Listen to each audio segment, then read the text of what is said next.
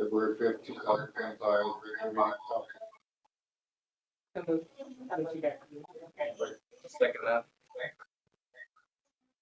Council Willis, second by Council Willis. Taylor, carried. Option of the minutes of the January 15th regular meeting council. So moved, Mr. Deputy Mayor. Riley, second by Councilor. Don't make me wait. Well, I'm giving him opportunity. I go. Jumping in. Petition delegations, under that we have, Jim Zaffino, RDOS Chief Administrative Officer, and Rick Wayne? Yeah. Okay. Wayne Mackin, RDOS Deputy Chief Financial Officer, will provide council with the RDOS 2025 budget, the roadshow.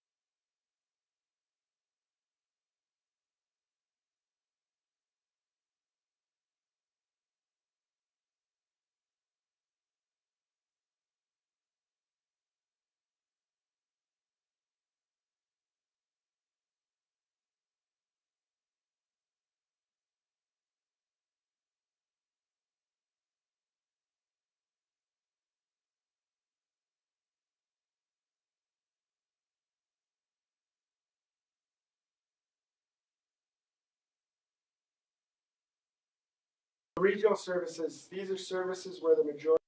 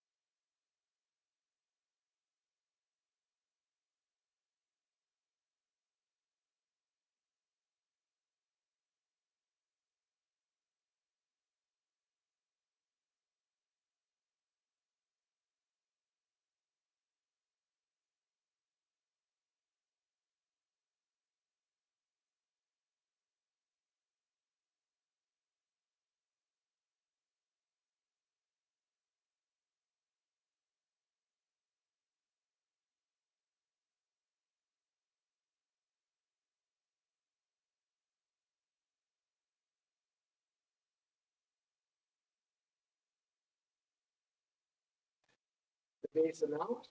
Then any new initiatives go to the board as a form of FTE, which is full-time equivalent positions, regional grant and aid, and supplementary requests. The budget committee meets in December and they go through all those new asks. They set the first reading budget, and then we come to public engagement, which we're doing right now. The budget must be adopted by March 31st. And the directors can change the budget from that point. This is a slide that just shows how the budget has been over the last 3 years. This year, the total budget is 110 million, with 51 being operational, 51 million being capital projects. 13 million of those 51 million in capital projects are carried forwards from last year. So the overall tax requisition for the RDOS is just over $27 million. That's a tax requisition increase of 1.6 million for an increase of 6.37%. After non-market growth, a net tax increase of 4.88%.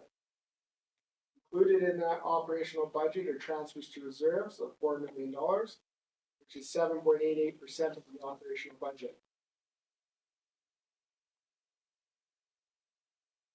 This slide here shows what each municipality and electoral area's portion of that $27 million is.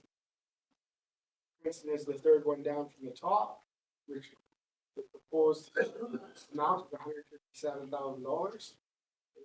Go all the way to the right, that is a percentage of 9.16%. This slide here is really what each municipality and electoral area's portion of that $27 million.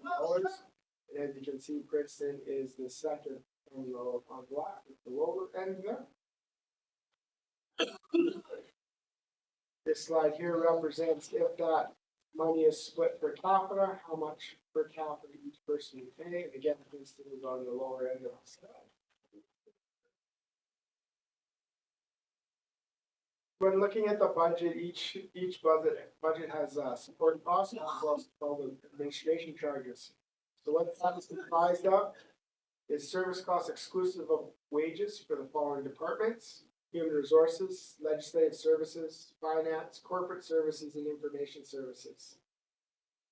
The board policy states that 12% of those support costs get charged to capital projects, and 88% goes to the operational services.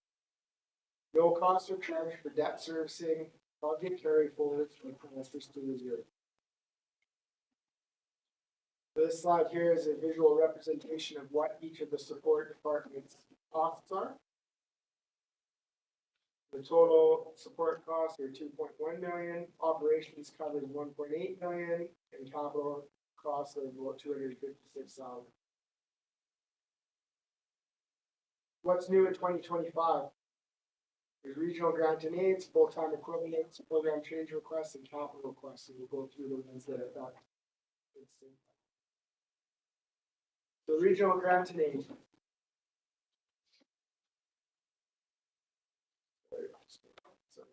There were 7 applications for a total of $101,000. The board authorized 4 requests for a total of $16,000. FTE positions, there were 12 full-time equivalent positions asked for at a cost of $861,000. The board approved 8 at a cost of $535,000. However, it's important to note that not all wages are recovered through tax requisition. Some are covered through unions. Program change requests. 7 director staff driven program change requests. Not all change requests affect each area. So for program change request 1, it was a recreation restructure, which only affected areas E, F, and I. Program change request 2 was emergency management in area H, which only affects area H. Number 3 was an invasive tree program, which was for area F. Number 4 was a parks and trail maintenance, which affected everyone, as there was a portion of that was for regional trails. Number 5 was turf management, which again was only area E. Program 6 was for the website redesign. This affects everyone as it's general government. Program change request 7 was for BC Tree Fruits History Conservation. This also affected everyone, however, was paid through a dormant reserve fund. New capital projects. Capital projects are funded through reserves, grants, donations, and borrowing. Borrowing will result in debt servicing, which increases operational costs. This year, all of the capital requests that affect Princeton were requested through reserves, so there is no direct tax requisition impact. This is a list of that affect all. There's some utilities replacement vehicles, but again, it was through the reserve. This is a placeholder for some corporate facility. Then we have emergency planning. They needed a one-ton truck to support the ESS trailers and the flood trailers. Information services, there's a bunch of upgrades that need to be done. Solid waste management plan. And regional trails has some Similkameen trail construction, the Adra tunnel reopening, vehicle replacement. Again, all capital has been funded through grants or reserve. This slide here shows that in detail what Princeton pays for each of the services that they're in. So, example, the first one there, 100 is general government. The general government total bill was around $2 million.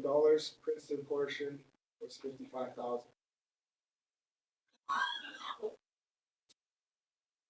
Princeton's overall tax requisition is $157,000, which is an increase of $14,000. Tax requisition increase is 10%. After non-market growth is a tax increase of 9.16%. Main factors for the increase were regional trails, regional transit.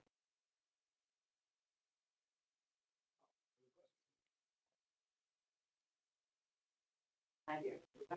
Questions, please, for the general government portion on the last slide there, can you just kind of give an idea of what that covers?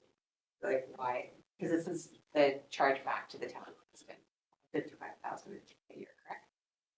Yeah, it's the portion of the general government overall budget that Princeton pays. Okay, and is that because we use services of the regional district in so mapping and all that kind of stuff? Is that the portion that includes? So a lot of that is the administration. So in there, when you turn to general government, electoral areas get paid for general government and electoral area government. So the two are a combination of what I call them the equivalent of city hall. So it's the services that, a lot of services that you provide to your taxpayers. That is, you are our client also. You are a regional district participant. So there's costs in there. There's legislative services who bylaws. There's communications. There's a payroll that pays legislative services. And the building itself. So you have an expense here, and it's split up in with government, general government. All 15 of you pay. Electoral area government, the 9 electoral areas only pay. So the electoral area is strictly, again, I consider that their own city hall. So there's things that they get a benefit of the 9, but there's others equivalent of city hall where all 15 of you get a benefit. Thank you. And then in there you have trails. Can you elaborate on what's the plan like for the regional trail in the KVRs? Yeah, the regional trails. I would have the information on the operational plan For the Princeton area specifically. Yeah, just Biggest increase in that, there is an increase in regional trails, is we had a huge drive that wasn't driven by the regional district, by the way, to open up the Adra tunnel, which is a KVR tunnel. If you know Penticton, it's a tunnel that, one of the bigger tunnels that is actually into a U. We're in the middle of it. It's completely dark. And it was at least $2 million. So, however, now that it's finished, the regional district takes it over and there's a maintenance cost. And there's that's what should have happened way back when. And before I inherited this, the board should have stated, yes, we'll take the donations, or no, because the consequence is operational cost. Now, the operational costs are reach right to here, Princeton, Summerland, Oliver Sweets, etc. And there's always anything to do. I changed the procedure is anytime that there's a major material donation, it goes to the board first. So the board knows that there's a consequence for accepting a major donation like that. And it's going to be world renowned, I'll tell you right now, but it's going to be all through the tourism books because it's an awesome feature that Okanagan has, but you're all paying for it. Yeah, that's what I want. Thanks, Jim. I don't think I have any questions. Thank you. Nor do I. Yeah. Thank you for having us. He's returned. Randy, any questions? And welcome. I got what's the matter with my throat?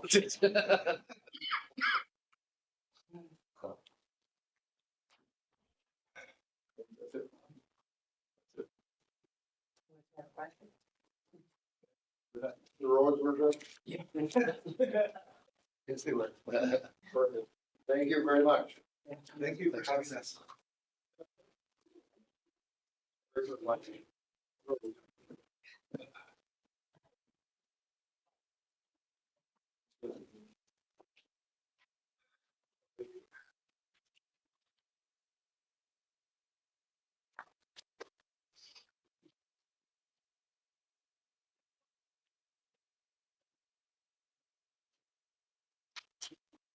Already item number 6.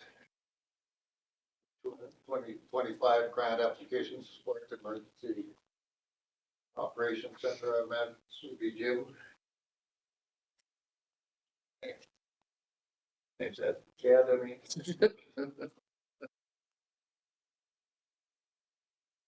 Thank you, council, for seeing this today. This grant application was for support to the Emergency Operations Center.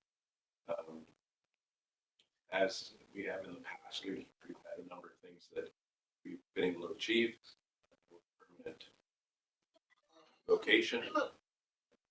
Were several things that were unmet. Capture in this grant.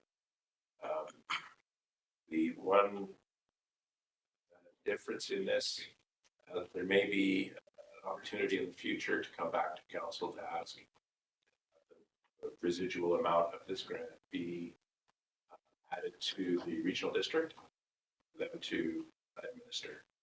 So I may not have enough to spend, but the residual part of the grant can be administered through the regional district as they're performing some of the same tasks that are aligned in the grant. So this request is only for the Princeton at this time for $40,000 grant to support the operations center.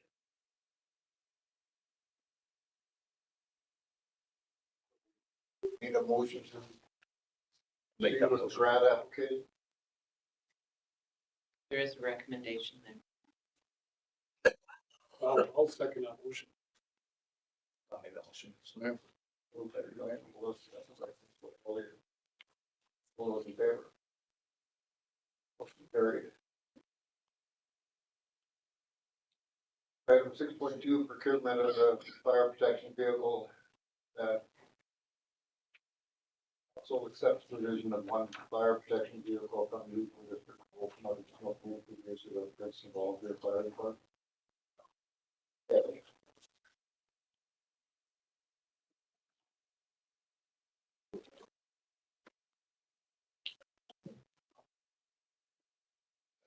Thank you.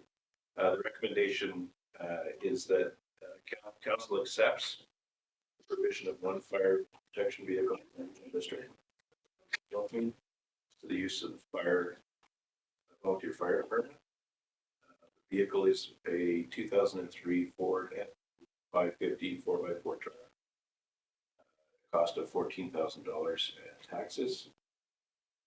The source of the funds for this purchase of the vehicle is a grant provided by the regional district.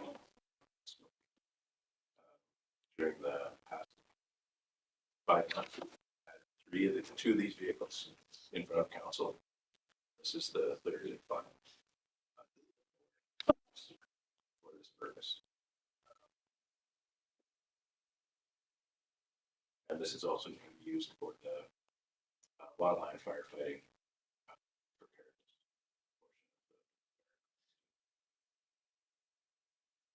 Make that motion as outlined in the recommendation. Moved by Councilor Gould. I'll second that motion. Question. So is there a need for any agreements to be signed, or is it just a transfer? Sorry. Is there a need for agreements to be signed between the two, or is just a, there's no, The one thing this allows for in the acceptance of this is the regional district needs to be repaid the GST that was paid for the purchase of the vehicle. And then the GST is redeemed by the town in the process of. so we have to put that money out first and then gets applied for? Yeah, so it's only the GST amount that we pay for now, Okay. and then that's recouped from the province. That's why it's a grant from the RDOS to buy an RDOS truck. Yeah, so no cost to the town. But the GST is on the original purchase. Is that known?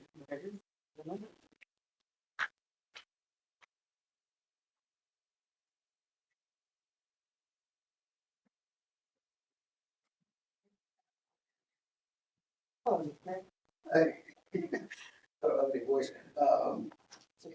Yeah, I don't know, Brett, so I think we're on 6.2, right? That is correct. Moved in second. Just moved and seconded. Yep. All in favor? All in favor. You should just let me hear for a second. Oh, no, he's carried. I'll stop about that seat. I told you. I'm gonna take this thing first downstairs. Council, of course. I have enough to report right now. I'm not. The only thing I have is that, you know, people talk about conditions of the road, and generally from my input, people are pretty happy with what we've been able to do in terms of keeping the municipal roads in good shape. I think the other side of that is that we haven't had a ton of snow to deal with, but anyway, the small amount you get can quickly turn into ice and problems, and it seems like our fellows are there fairly quickly to throw some sand on it and whatever, so we want to appreciate that. Fairly quiet couple weeks. I attended a meeting of the Two Rivers Event Society. They're going plans for this coming September and hopefully branching out into other events. But right now the focus is on Harvest Fest. And the week after that, I attended on Teams meeting. You attended as well, Mr. Mayor, the Princeton Healthcare Steering Committee meeting. And that's pretty much it for me this time. Thank you. I have a question for Ed. It's part of mine. Were you guys able to attend the meeting in Yes. Yes, That was great. Was successful. it was very successful, and I can put you with a update later if you like. So that was a meeting between the RDOS Village, Princeton, and the two bands on emergency and disaster stuff. Wasn't able to attend because of my. I asked if Ed or we were going to go because there's other staff. Anyway, so I did attend the hospital meeting. Today I just left a meeting.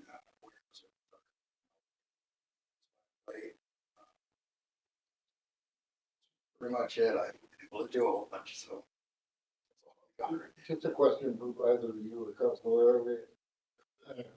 What's our status of the healthcare situation in Because in terms of doctors, staff, Better than most places. We have, 4 doctors full-time right now with, locums doing coverage. We have, apparently 2 doctors that are September, I think it is. Yeah, I believe that So was we'll be back up to 6 full-time doctors. And our nursing staff and everything, from my understanding, was there as well. the So, word robust was used. yes, that is the word that was used. So, Yes. person's in a fairly good place right now, currently. We're in good shape at this point. you know, we used to have nurse practitioners during doctor work. Right? I don't know if we do anymore. I haven't gone to the doctor's office. No, I don't think they are anymore. I just wondered, was there is it because we got enough doctors that they don't do that anymore? Or? You know, I'm not really sure Lots about of that. locums. there's lots of locums coming through. 'Cause Yeah. like, I don't have it in my own. So, yes, so part of that has to do with our, over this chair. Part of it has to do with our primary care network, where you, because nurse practitioners work for IHA, they don't work for the doctors. Doctors are private, and they work for themselves, tier health, hospital services and whatnot. But, yeah, every community, primary care network is allocated certain positions and whatnot, so, I don't know, I'd have to follow. Be interested, you know, just We could look at that, so we can ask it. Yeah, Question to ask, yes. things are going fairly good up at the hospital right now. A lot better than some of our community neighboring communities, so. Oh yeah, the next one is, correspondence. SOGA, save the date, invitation for a joint area association virtual engagement session on the legislative reform initiative to modernize the local government act. February 28th, from 9 to 1. I know it's a long section, a long period. If anybody is interested, this is initiative that I'm actually part of. It's to modernize the local government act to bring it into some modern legislation. John Stone, the community charter, is helping us with this. And we're hoping to bring the local government act, which was supposed to be brought up as the second step of the community charter, was done to modernize regional districts. That's part of the legislation because it hasn't really changed much since it's in 96. the last update, but it wasn't a major update. It was just to come in compliance with some of the stuff on the charter. So, if you're interested, this is the first opportunity for everybody to see what's going on, and the opportunity to submit questions or comments. It's a rather large initiative. We're trying to get it done before UBCM, so that at UBCM can hopefully run a session. I think the plan is to try to vote at UBCM to get the endorsement of the membership, so that we can try to get the province to plan for the next. I'm not sure we'll make it for this year, but the year after.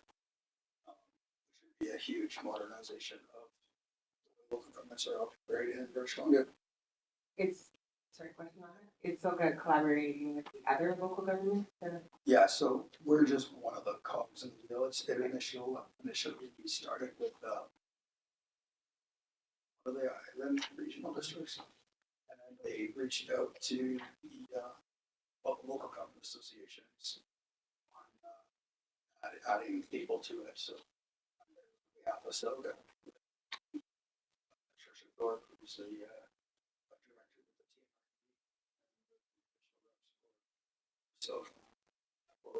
So we have a working group, and we have the ad hoc working group. And Don Stone is donating his time to this as a continuation of the work he did in the 90s. Great. So with that, a motion received. So moved, Mr. Mayor. Thank you. Smart. Carried. Yes. And, what's I do here in time, motion to adjourn. Councilor Coyne, Guess what I did? one second. Favor? Carried, thank you. Adjourn. Exciting.